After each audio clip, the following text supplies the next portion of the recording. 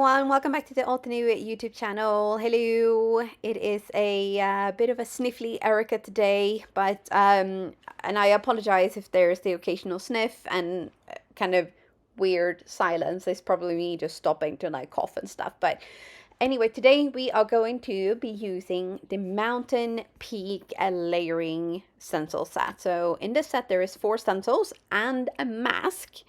And we're also going to be using one of the new fresh dye ink bundles. This one is the Tranquil Reflections fresh dye ink bundles.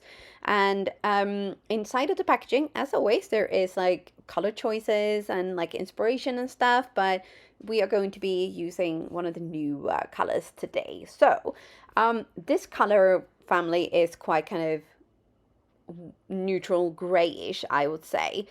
And also, I did have the idea of using this stencil set in like just a slightly different way. So, for the first layer, the stencil is kind of like slightly wonky on the stencil.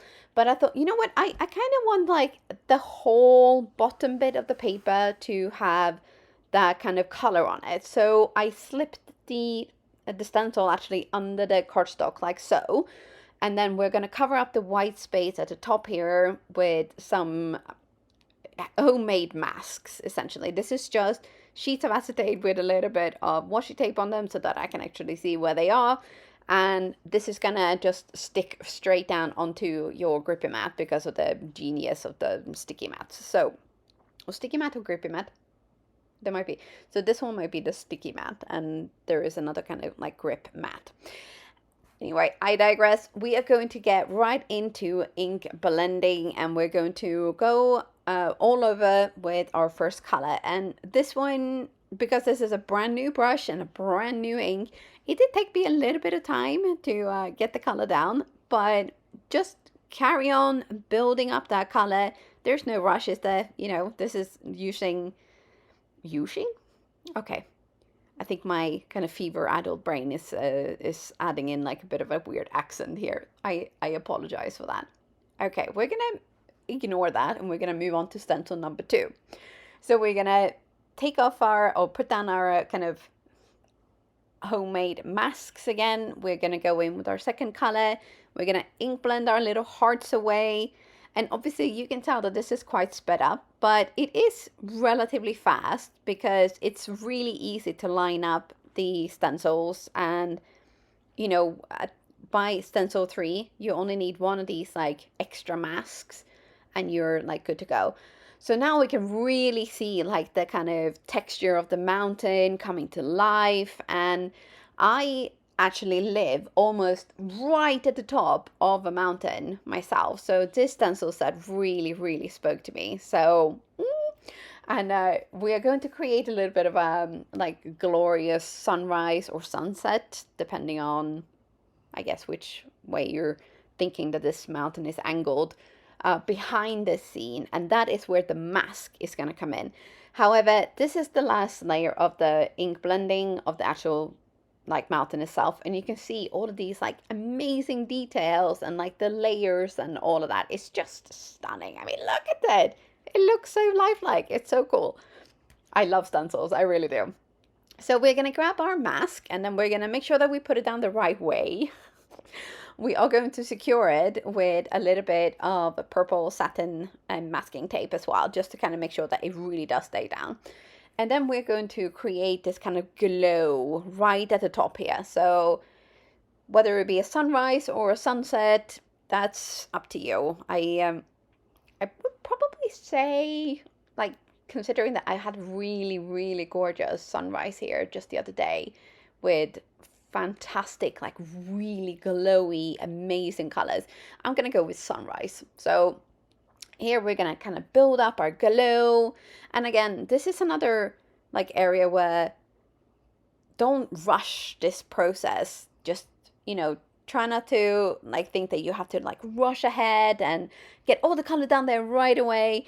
You get such incredible results by building up your color and like blending them together.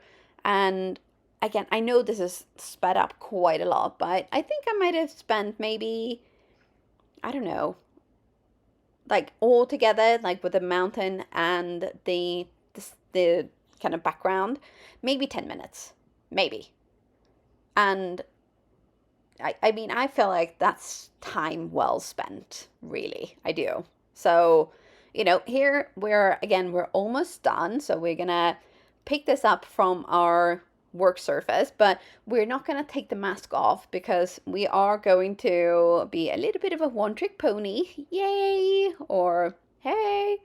And we're gonna splatter some antique gold metallic ink spray on this because we want those kind of like stars and like the golden kind of glow on there as well, don't we? Now, I had the idea of adding some extra delicious texture to this mountain, and we're going to do that with some smoky quartz shimmer relief paste. Now, I will say that it can be a little bit tricky when you have stencils with like really fine details. So you need a little bit of a steady hand and a steady nerve. And then try not to overwork it too much. So, and also try not to overload your tool, like your spatula, too much. So we're gonna put some down, and then we're going to like gently kind of scrape it or move it, depending on how you want to like look at it. But we're going to just kind of put it all over the pattern here. We're not gonna overwork it. We're not gonna mush it in. We're gonna just go kind of slow and steady. And this is in real time. So this is not sped up whatsoever. So you can see here I'm being kind of nice and kind of gentle but steady. We're not overworking the areas. We're just putting it down and moving on. Now, when you're working with either the glitter relief paste or the shimmer relief paste, it is super important that you wash off your stencils and your tools right away. And we all have like old toothbrushes laying around, right? At least I do. So one of these is super good for cleaning off your like all the intricate bits and pieces here. And I almost always have a tub of water on my desk as well, just specifically for this type of thing. For this image, I kind of felt like a sentiment from the Tranquil Greetings, which also ties in so good with the Tranquil Reflections ink bundle. See what I did there? So we're going to go with one of those, and we're going to place it right kind of like at the top. So the mountain top is almost like pointing towards the sentiment. Does that make sense? I kind of feel like it does. So this is card number 1. And yeah, we're going to do another one as well because I had an idea. Like, as soon as I saw one of the other products in the August release, I was like, yeah, we're definitely going to do this. So this is die cuts from the super cute Art Studio Treasures layering die set. So there is like a canvas and an easel and pots of paint, or like tubes of paint, and even like a little glass jar for your, like, to wash your paintbrushes in, and there's paintbrushes and all sorts as well. So for this one, what I had the idea of, instead of doing an entire image and then cutting out like the bit that I like the best, I was like, we're gonna kind of measure out how much cardstock we actually need, and that is why there's just a teeny tiny bit of paper here. And if you notice, like right in the beginning, there's like a bit that's kind of marked off, like almost like do not enter kind of thing. And that is because the die cut of the actual canvas is only like a certain size, obviously. Now we're going to use the mask again here to kind of create a little bit of a like a cotton candy sky, which is very often what the evenings look like up here on my amazing mountain. So I wanted to create like a really sort of pastel-y look, and I mean, I really love how this turned out. But just you wait, if you like this, just wait until we use the die cut on this. So all of that amazing like kind of canvas texture is gonna like really bring this to life and make it look like I have actually painted this. So that is super cool. I'm patting myself on the back a little bit too much here, maybe, I don't know. But So I have off camera actually die cut and assembled a lot of the bits and pieces from the die cut. So as I said, there is like paint tubes.